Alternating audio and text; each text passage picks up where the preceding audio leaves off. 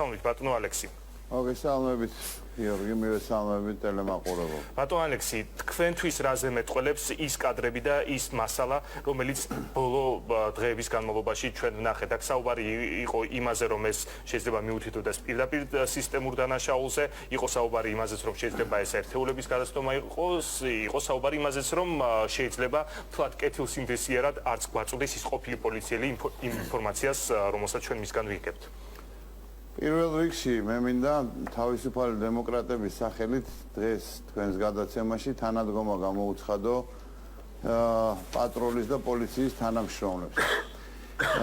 ეს არ არის არც პოლიტიკური, არც პოპულისტური განცხადება, უბრალოდ ეს არიან ადამიანები, ვიზეც არის დამოკიდებული ჩვენი მოქალაქეების უსაფრთხოება.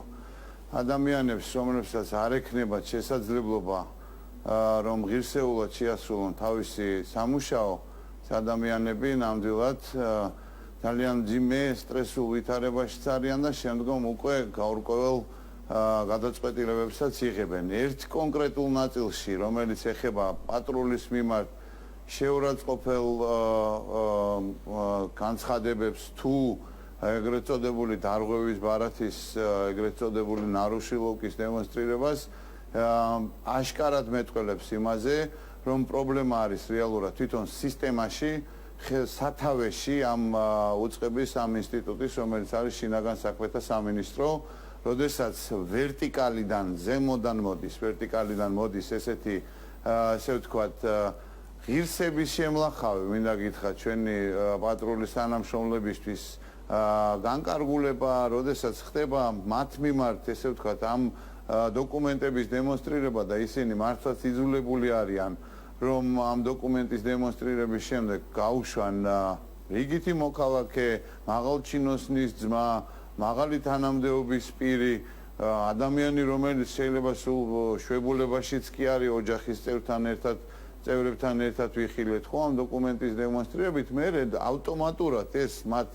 ფსიქოლოგიაზეც მოქმედებს, გადაწყვეტილების მიღებაზე, ჯარიმის გამოწერაზეც, პრინციპულობაზე და ეს ყველაფერი აისახება საბოლოო ჯამში ჩვენი მოქალაქეების უსაფრთხოებაზე. ამიტომაც საზოგადოებამ, ხელისუფლების ხელმძღვანელმა რგოლმა უნდა წეს პირველ რიგში პატივი საკუთარ სამართალ დამცავებს. ამ შემთხვევაში მე მინდა ცალსახად გამოხატო მათ და მიმხარდაჭერა, ყველაფერი უნდა გაკეთდეს იმისათვის, რომ გამოძიება უმოკლეს დროში, ეს განცხადებები მართლა ძალიან ბევრი ხსმენია, რომ გამოძიება და ინიციატივით შინაგან საქმეთა მინისტრის მოადგილეზე ამ საახალწლო საჩუქარს თავისით რომელიმე დეპარტამენტის დირექტორი არ გაუკეთებდა. ამიტომაც შესაბამისად ლევან იზორიას პასუხისმგებლობის საკითხი უნდა დადგეს, რომც არ იყოს იმ კონკრეტულ საბუთზე მისი ხელმოწერა. არც ერთია, ხა მუშნის ზარანდია და არც მეორეა დათა თუთაშხია, რომ იარონ ეხლა ესე წნარად და მშვიდად და ველოდოთ ამ გამოძიებას მის ადგილას ეს ამ გადაწყვეტილებას უკვე მიღებული უნდა კონდეს. შინაგან საქმეთა მინისტრმა და უსაფრთხოების სამსახურის უფროსმა ასევე განაცხადეს, რომ ვინც არ უნდა იყოს ის აუცილებლად უნდა დაისაჯოს და გამოძიებას აქ ბევრი არაფერი გამოსაძიებელი არ არის.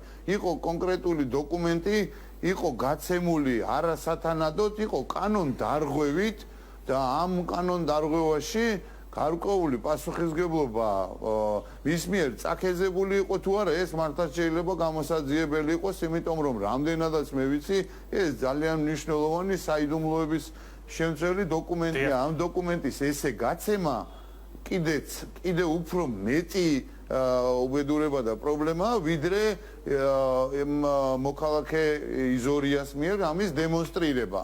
კიდევ ერთხელ ხაზგასმულად რომ ვთქვათ ბატონო, თვით თუ არა რომ ამ სიტუაციაში ლევან იზორია თვითონ უნდა გადადგეს, ვიდრე გამოძიება დასრულდება.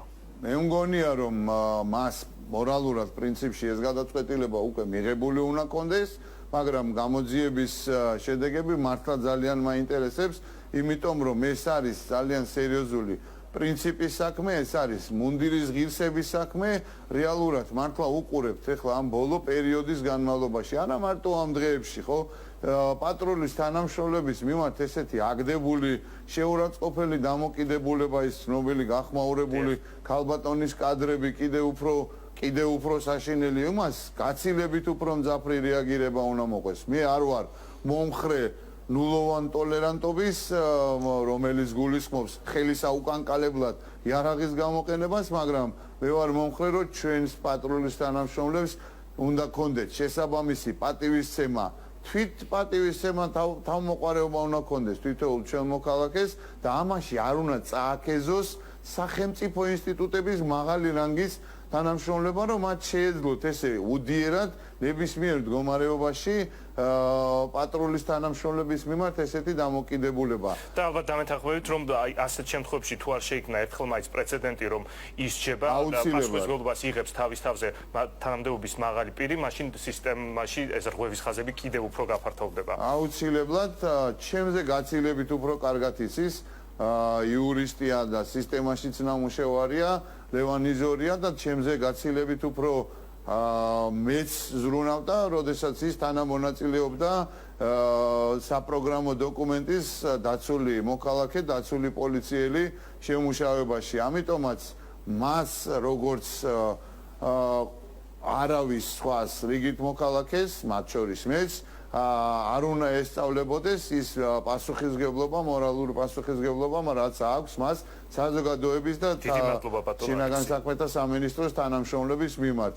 ნახოთ, რას გამოიძიებს უწყება, გაკეთა განცხადებები და შესაბამისად ძალიან მნიშვნელოვანია, რომ ამ შემთხვევაში კონკრეტული გადაწყვეტილება დადგეს, მართლაც პრეცედენტი შეიქმნას, რათა ამ ნარუშილოვკების თუ ვაიოლეიტერების თუ რაც ქვიათ იმათ მართლა ბევრი ჩვენთანგანისთვის საერთოდ უცნობია, მაგრამ ასე ფრიალიც დასრულდეს და შესაბამისი დამოკიდებულება იყოს, იმიტომ რომ საკუთარი სიცოცხლის ფასად პოლიციელები იცავენ ჩვენი მოქალაქეების უფლებას და იმის მაგივრად რომ გაუგებარ მივლინებებში იარონ საკრებულოს წარმომადგენლები იქნება თუ სხვა უწყების თანამშრომლები, პატრულის და პოლიციის თანამშრომლებს რომ მივხედოთ, რომ კრიმინალს ეფექტურად ებრძოლონ და გაცნილები იყვნენ და შესაბამისი მორალური და ფსიქოლოგიური მზაობაც ჰქონდათ, მაგაზე უნდა იზრუნოს ხელისუფლებამ.